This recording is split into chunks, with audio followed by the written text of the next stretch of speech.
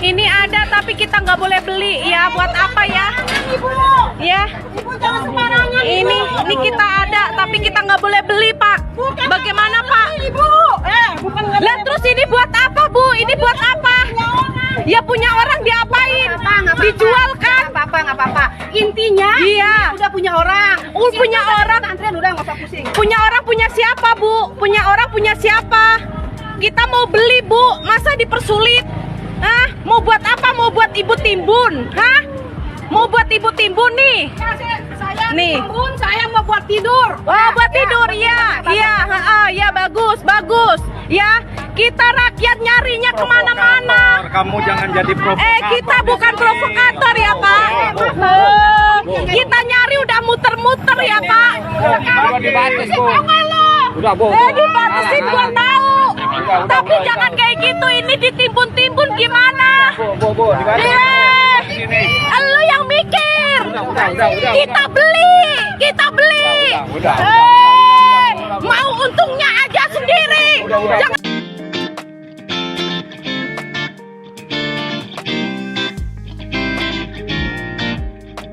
Satu, dua. Halo, selamat datang di Serangkai Satu Channel bareng Kuardesa. Dan kali ini kita lagi ada di segmen Serangkai Berita dan Informasi dan juga Serangkai Opini dari Serangkai Satu Channel berkaitan dengan apa yang sedang terjadi dan lagi hangat-hangat di minggu-minggu ini. Berita mengenai pagar laut yang sampai sekarang ini belum selesai dan masih menjadi banyak tanda tanya siapa sebenarnya orang-orang di balik terbitnya sertifikat tanah di laut Indonesia, yang mana secara peraturan itu harusnya tidak diperbolehkan selama itu masih laut, itu tidak diizinkan dengan adanya keluar sertifikat tanah. Bahkan di luar itu juga ada berita terkait pembongkaran banyak rumah yang sebenarnya sudah punya sertifikat tanah, pemiliknya itu sudah punya sertifikat lengkap, tetapi ternyata masuk ke kategori sertifikat ganda. Nah, ini sebenarnya permasalahan yang sampai saat ini masih sering terjadi di negara Indonesia. Dengan menteri yang baru, Bapak AHY di ATR BPN, semoga itu bisa terselesaikan. Salah satunya adalah berkaitan dengan masalah sertifikat ganda yang sangat merugikan masyarakat. Yang mana kita sudah mendapatkan sertifikat, punya hak-hak kita sudah menempati di situ mungkin bertahun-tahun, tetapi karena adanya permasalahan sertifikat ganda, kemudian maju ke pengadilan, akhirnya dimenangkan salah satu pihak. Akhirnya siapa yang dirugikan? Ya tentu saja masyarakat yang dirugikan, baik itu pemilik pertama ataupun pemilik kedua berkaitan dengan hal ini, karena compang-campingnya ataupun sangat tidak sistematisnya pendataan berkaitan dengan kepemilikan tanah di Indonesia. Nah, tapi kita nggak mau ngobrolin masalah pagar laut ataupun sertifikat ganda ini. Yang kita mau ngobrolin sekarang adalah yang lagi hangat banget berkaitan dengan keputusan dari Menteri Bahlil Lahadalia berkaitan dengan Menteri SDM terkait pelarangan persebaran ataupun penjualan eceran untuk gas LPG 3 kilo atau lebih sering disebut gas LPG melon ya, yang warnanya hijau untuk 3 kilo. Nah, sebenarnya kenapa sih pelarangan ini dilakukan untuk dijual di eceran, hanya didistribusikan kepada pangkalan-pangkalan yang resmi? Dari informasi berita yang saya dapatkan dari Serangkai Satu dapatkan itu dari media mainstream, alasan utama adalah berkaitan dengan efisiensi jumlah demand. Bahwasanya pasokan dari gas LPG itu kan sebenarnya tiap tahun sama, tetapi demand masyarakat itu selalu bertambah, khususnya gas LPG 3 kilo, karena gas LPG 3 kilo sendiri itu kan salah satu gas dengan ukuran yang mendapatkan subsidi, artinya harganya itu bukan harga sebenarnya, harganya itu sudah dipotong oleh pemerintah. Sama halnya kayak gampangnya adalah bensin lah ya, kayak Pertalite itu kan masih dapat subsidi, Pertamax itu yang pangkasannya lebih sedikit. Jadi kalau gas LPG itu yang 3 kilo itu masih dapat subsidi besar dari pemerintah yang harganya aslinya tidak segitu. Nah, kenapa kemudian ini dilarang dijual di eceran? Karena dari pemerintah melihat penjualan dari gas LPG ini tidak tepat sasaran, yang mana penerima atau pengguna dari LPG 3 kilo itu harusnya sudah diatur dalam undang-undang untuk kalangan tertentu, atau ya bisa dikatakan kalangan menengah ke bawah atau mungkin kalangan bawah, yang seharusnya itu sudah tidak menggunakan gas LPG 3 kilo itu masih banyak membeli ataupun masih membeli di eceran gas LPG 3 kilo itu. Jadi penjualannya tidak tepat sasaran, subsidinya tidak tepat sasaran. Sebenarnya kalau melihat dari poin ini dari Serangkai 1 sendiri setuju gitu untuk adanya penetapan penggunaan yang tepat ataupun distribusi yang tepat kepada masyarakat yang memang layak untuk mendapatkan subsidi tersebut ataupun penggunaan gas LPG 3 kilo ya memang dikhususkan untuk kalangan-kalangan tertentu yang memang membutuhkan. Untuk kalangan yang lebih atas itu bisa menggunakan gas LPG yang di atasnya ataupun yang tidak mendapatkan subsidi seperti gas LPG 3 kilo bisa menggunakan gas LPG 12 kilo ataupun di atasnya lagi gitu. Jadi itu secara alasan utamanya, tapi yang menjadi permasalahan adalah keputusan ini dirasakan sebagian besar masyarakat itu sangat mendadak itu. Jadi tidak ada sosialisasi yang masif di masyarakat yang mana kita langsung tahunya itu ada berita terkait pelarangan penjualan gas LPG eceran untuk ukuran 3 kilo. Ini menjadikan kepanikan di kalangan masyarakat, utama dalam masyarakat kalangan bawah, masyarakat yang memang membutuhkan gas LPG 3 kilo itu. Apa sih sebenarnya faktor-faktor dampak yang istilahnya kenapa masyarakat ini menjadi sangat resah dengan keterlangkaannya LPG 3 kilo ataupun bukan terlangka tapi lebih kepada pembatasan distribusi dari gas LPG 3 kilo. Sebenarnya kasus gas LPG 3 kilo ini sudah pernah terjadi di beberapa tahun sebelumnya gitu, di pemerintahan SBY pernah, di pemerintahan Jokowi aku lupa apakah pernah atau enggak, tapi dulu tuh pernah terjadi kelangkaan ini dan mengakibatkan banyak masyarakat antri gitu untuk pembelian gas LPG 3 kilo itu gitu. Nah ini terjadi lagi karena ya tadi tidak adanya sistem informasi ataupun penggunaan media yang tepat gitu, sehingga masyarakat sudah tahu kalau misalkan ada hal-hal yang sedang disiapkan pemerintah yang mana ujungnya adalah pelarangan tadi ya terkait penjualan gas eceran ini gitu, sehingga ya terjadi kepanikan di masyarakat dan di beberapa wilayah sudah terjadi antrian panjang di outlet-outlet ataupun distributor resmi Pertamina yang sudah terdaftar, yang mana antrian itu sudah terjadi panjang. Dan tadi juga saya sudah dapatkan ada informasi yang kurang enak gitu. Salah satunya ada di Pamulang, terdapat seorang ibu rumah tangga yang meninggal karena kelelahan pada saat melakukan antrean pembelian gas LPG 3 kilo di Pamulang. Ini dilansir dari sindonews.com Senin 3 Februari 2025. Ya ini sangat merugikan gitu, dalam artian kebijakan pemerintah yang menurut aku sekali lagi secara tujuan ini aku anggap ini tujuannya sangat bagus, sangat baik gitu untuk penetapan yang lebih tepat sasaran, tetapi secara ketok palunya ataupun ini kemudian disosialisasikan ke masyarakatnya ini terlalu gegabah gitu, mendadak. Bahwasanya langsung ditetapkan berhenti stop untuk pengedaran di masing-masing eceran, sehingga ya tadi terjadi kepanikan di masyarakat dan terjadi banyak antrian di outlet SPBU, outlet resminya. Nah sebenarnya kenapa sih kalau aku pribadi melihat fenomena ini, jujur penjualan gas LPG eceran itu sangat membantu masyarakat.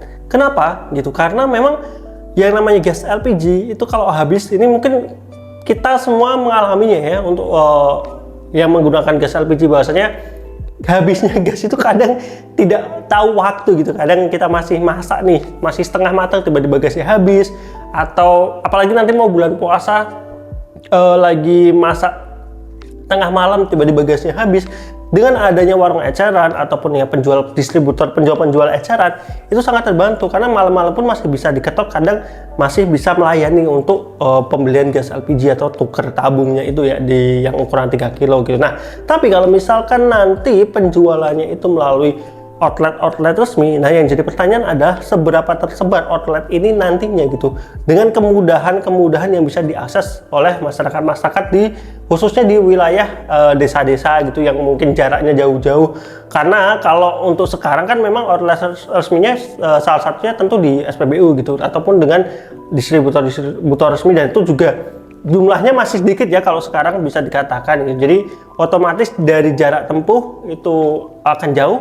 Kemudian yang kedua dari ketersediaan otomatis tidak akan merata, kemungkinan besar tidak akan merata gitu, karena apalagi sudah terjadi kepanikan terlebih dahulu nih. Kepanikan ini kan mengakibatkan kemungkinan banyak orang yang akan melakukan penimbunan ataupun membeli tabung gas lebih dari satu gitu. Mereka udah stok tabung gas 3 kilo di rumahnya dalam jumlah tertentu gitu. Itu yang mengakibatkan nanti akan terjadinya kelangkaan di beberapa wilayah. Apalagi ya tadi kalau distributor atau outlet resminya itu jumlahnya tidak merata, tidak tersebar, akan dikhawatirkan beberapa daerah itu akan mengalami kelangkaan dan juga ya lagi terjadi kesusahan lagi di lingkungan masyarakatnya. Itu yang menjadi permasalahannya. Nah, yang selanjutnya adalah berkaitan dengan pendaftaran outlet resminya. Ini tentu aja kan prosedur, kita udah tahu proseduralnya birokrasi Indonesia itu sangat berbelit-belit.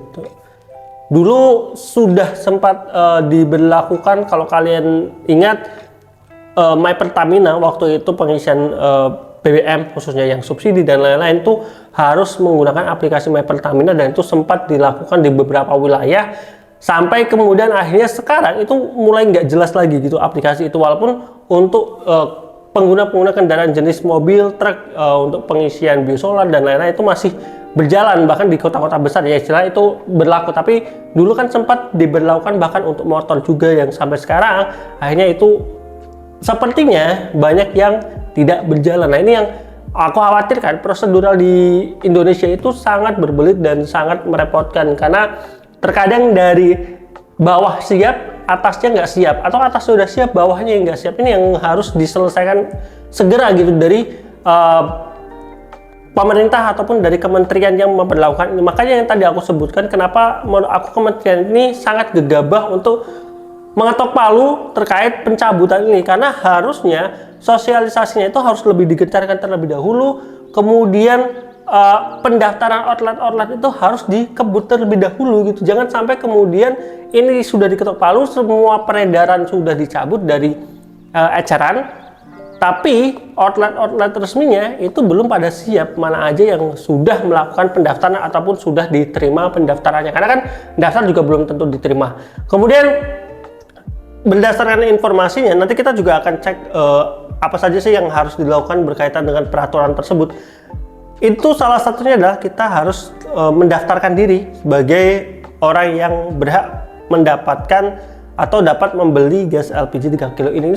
Sama sepertinya seperti My Pertamina ya, konkretnya bahwasanya nanti kita harus bawa KTP ke outlet resminya dan kemudian mendaftarkan diri di outlet tersebut. Nah, ini cukup merepotkan, yang mana sebenarnya ini pun juga aku ragu ini akan masih tetap tepat sasaran, karena menurut aku hal-hal kayak ini contoh aja ya, beasiswa yang harusnya diberikan kepada orang yang kurang mampu di perkuliahan saja itu bisa salah sasaran gitu. Bahkan ada yang orang kaya, orang tuanya bisa mampu beli mobil tapi anaknya mendapatkan beasiswa penuh. Itu salah satu contoh kecil aja, dan ini kalau misalkan ini diterapin, aku harapannya pemerintah benar-benar serius gitu dalam menseleksi ataupun punya parameter khusus mana yang memang berhak, mana yang enggak, dan itu juga harus diorganisir di tingkat outletnya yang melakukan pendaftaran itu, gimana tidak adanya manipulasi dalam hal pendaftaran itu gitu. Nah, balik lagi ke masalah gas LPG 3 kilo ini aku sudah buka laman dari subsidi tepat lpg.mypertamina. Ini ada informasinya berkait, ada nanti linknya mungkin aku taruh di kolom komentar. Ada 3 poin di sini. Pertama adalah dasar hukum program subsidi LPG 3 kilo. Kemudian yang kedua adalah siapa saja sih penerima subsidi LPG 3 kilo, dan yang ketiga adalah panduan pendaftaran penggunaan LPG 3 kilo. Nah, mari kita coba buka satu persatu.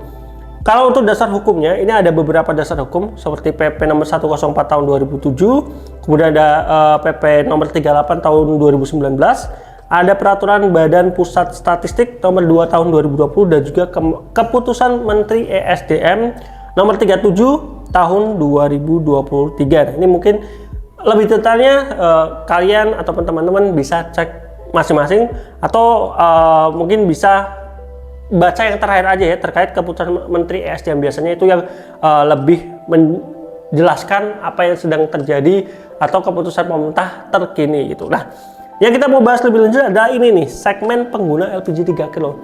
Ini jujur aja ya, jujur aja aku sampai sekarang itu nggak tahu pasti siapa aja sebenarnya orang yang berhak menerima subsidi LPG 3 kilo. Kenapa bisa seperti itu? Ya mungkin pertama karena aku kurang wawasan, bisa jadi, atau yang kedua ya karena sosialisasi berkaitan dengan hal ini itu cukup rendah, ataupun mungkin memang minat pengetahuan, minat masyarakat untuk mencari tahu aturan-aturan itu cukup rendah. Nah, tapi kita nggak mau menyalahkan ke situ. Kita mulai coba mengerti sebenarnya segmentasi dari pengguna LPG 3 kilo itu siapa aja. Nah, kalau dilansir dari websitenya mypertamina.id, ini yang pertama adalah rumah tangga. Rumah tangga adalah pengguna LPG tertentu yang mempunyai legalitas penduduk dan menggunakan LPG tertentu untuk memasak dalam lingkup rumah tangga. Jadi nah, yang jadi permasalahan ini kita bahas satu-satu ya. Yang jadi permasalahan di sini tidak dijelaskan spesifik berkaitan dengan kemampuan rumah tangga lingkup seperti apa yang penggunaan untuk LPG 3 kilo. Nah, ini yang menurut aku sekali lagi Pertamina ataupun dari Menteri SDM ini harus benar-benar bisa menjelaskan di websitenya, karena ya ini salah satu modal kita untuk cari tahu terkait peraturannya seperti apa. Kalau di websitenya aja penulisannya hanya seperti ini, ya kita menjadi bingung. Artinya ya udah, katakanlah Raffi Ahmad yang rumahnya segede itu mungkin aja masih boleh kan, kalau dari peraturan seperti kan masih boleh untuk beli LPG 3 kilo. Nah, ini harusnya ini dimasukkan, karena nggak semua masyarakat itu mau membaca PP tadi yang aku sebutkan 4 tadi, dan juga ada keputusan dari Menteri SDM tadi gitu. Jadi ya gimana masyarakat mau tahu terkait peraturannya kalau sosialisasi dari pemerintah sendiri itu sangat dangkal sekali seperti ini gitu. Jadi harusnya ini lebih digodok lagi. Kemudian yang kedua adalah usaha mikro. Nah, ini menurutku lebih luas lagi jangkauannya. Usaha mikro adalah pengguna LPG tertentu dengan usaha produktif milik perorangan yang mempunyai legalitas penduduk dan penggunaan LPG tertentu. Konsumen usaha mikro yang menggunakan LPG 3 kilo untuk memasak dalam usahanya wajib mempunyai nomor induk berusaha. Berikut jenis klasifikasi baku KBLI untuk penggunaan LPG 3 kilo. Yang pertama ada rumah atau warung makan. Yang kedua ada kedai makanan. Ketiga ada penyediaan makanan keliling, jadi kayak bakso keliling, mungkin nasi goreng keliling, itu dibolehkan. Kemudian ada kedai minuman. Yang selanjutnya ada rumah atau kedai obat tradisional. Dan yang terakhir ada penyediaan minuman keliling atau tempat tidak tetap. Nah, sekali lagi ini yang menjadi sangat dipertanyakan secara peraturan. Ini tadi disebutkan wajib mempunyai nomor induk berusaha NIB.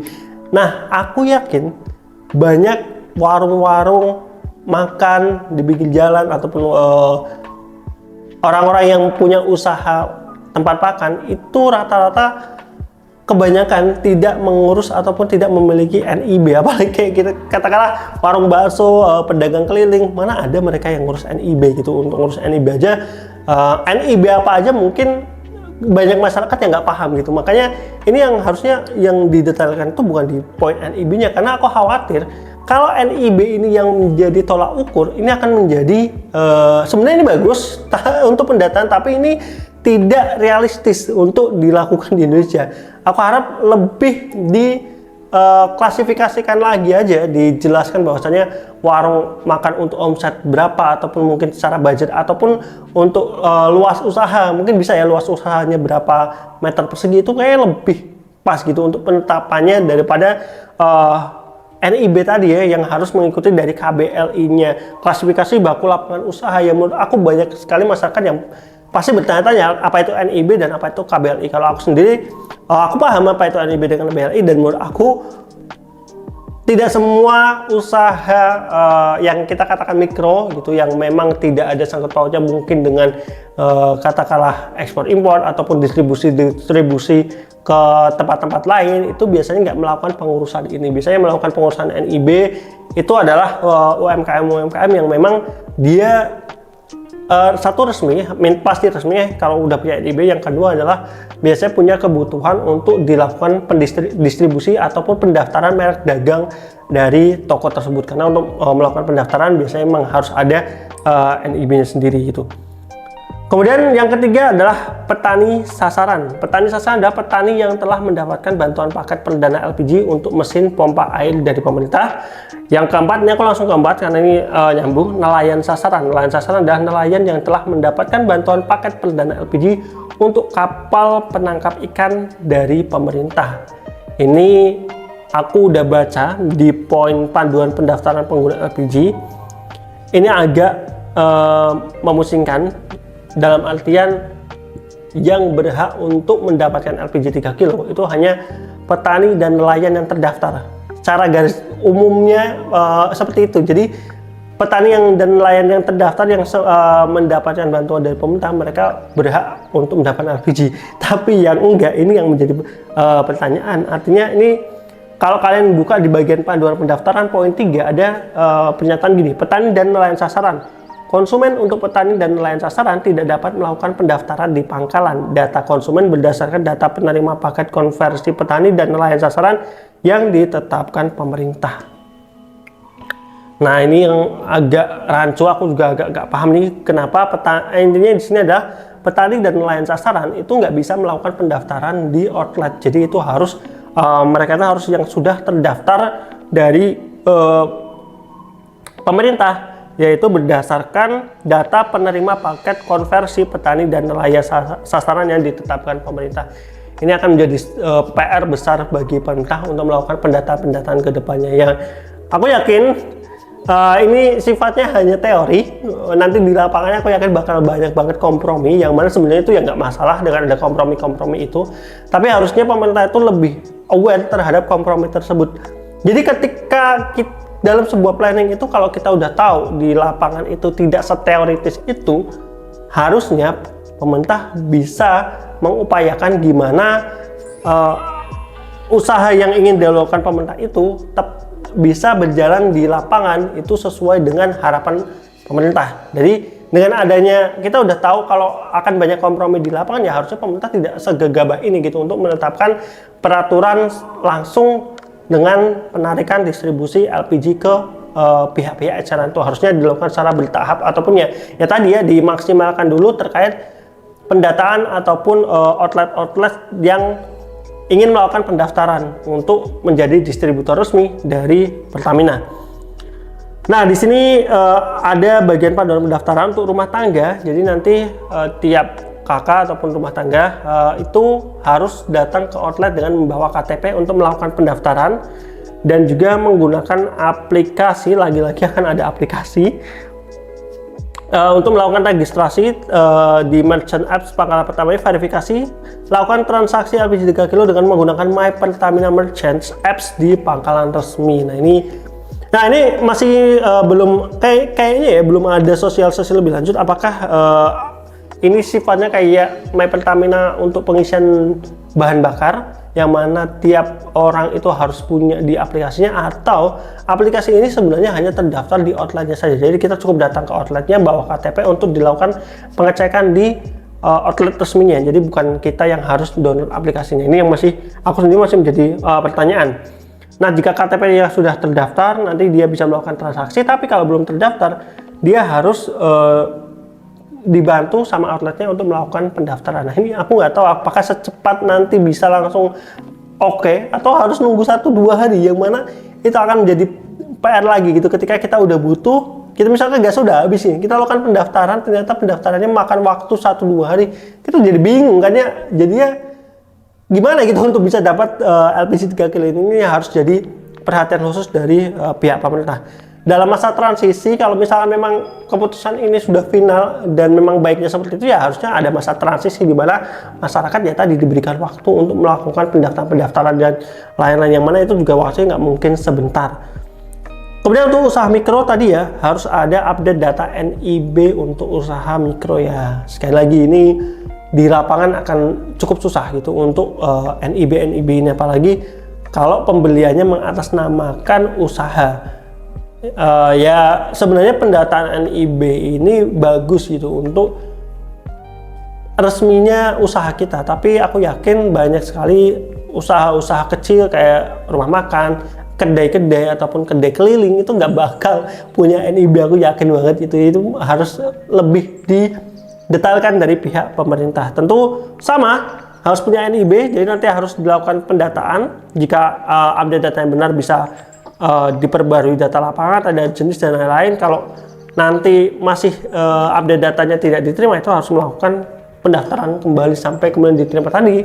Masalahnya adalah di berapa lama verifikasi itu akan dilakukan dari pihak Pertamina atau dari pihak pemerintah untuk mengapprove usaha tersebut untuk bisa membeli gas LPG 3 kilo, yang mana kalau misalkan tidak di approve ya otomatis mereka secara omset mungkin harus menambah biaya modal untuk pembelian gas LPG yang lebih besar ataupun yang non subsidi gitu. Jadi ya, gimana pendapat kalian soal masalah gas LPG ini? Yang pertama, dari Serangkai 1 sangat menyayangkan Kementerian ESDM ini atau dari menterinya sendiri, Bahlil Lahadalia, beliau terlalu cepat atau terlalu gegabah untuk melakukan pencabutan izin distribusi ke tempat-tempat distribusi eceran untuk LPG 3 kilo ini tanpa adanya sosialisasi yang matang, tanpa adanya langkah-langkah antisipasi. Itu sudah menimbulkan kepanikan dan sudah terbukti adanya antrian panjang di beberapa wilayah outlet-outlet resmi untuk pembelian gas LPG 3 kilo ini, bahkan sampai memakan korban jiwa, yaitu ada ibu-ibu di Pamulang kalau nggak salah tadi kecapean akhirnya meninggal pada saat melakukan antrian gas LPG 3 kilo. Tentunya kepanikan masyarakat itu sangat wajar ketika ya memang pengumumannya sangat mendadak. Mungkin nggak mendadak, tetapi informasinya yang ditangkap ke masyarakat itu tidak bisa lebih cepat. Karena ya tadi ya, sebenarnya kan media sekarang kan udah gede banget ya, ada televisi, ada media sosial, kemudian juga ada lewat pemerintah kan juga sering istilahnya banyak diundang oleh media massa kayak istilahnya media mainstream gitu ya. Ya harusnya mereka bisa lah memberikan sosialisasi ke situ gitu. Pemerintah bisa sosialisasi juga mungkin di Twitter atau di X atau di Instagram atau di apapun di media-media mereka, sehingga masyarakat jauh lebih aware terhadap keputusan yang ingin diambil. Sejauh ini kan mereka seenak aja gitu untuk ngambil keputusan tanpa memberikan pandangan terlebih dahulu kepada masyarakat yang memberikan mereka gaji atau membayar pajak ke mereka. Jadi ya udah, itu sedikit opini dari Serangkai 1 dan juga ya sedikit informasi buat teman-teman yang mungkin tidak mengikuti perkembangan apa yang sedang terjadi, yang tahunya hanya masalah LPG 3 kilo itu aja. Ya itu sedikit gambaran saja dan apa yang terjadi di beberapa lapangan, tentunya dari media massa yang sudah coba Serangkai 1 himpun gitu. Jadi sampai ketemu di video berikutnya, jangan lupa like, komen, dan subscribe. Tetap dukung Serangkai 1 channel bareng aku, Adiasa. Mohon maaf kalau ada kekurangan dan kesalahan. Bye bye.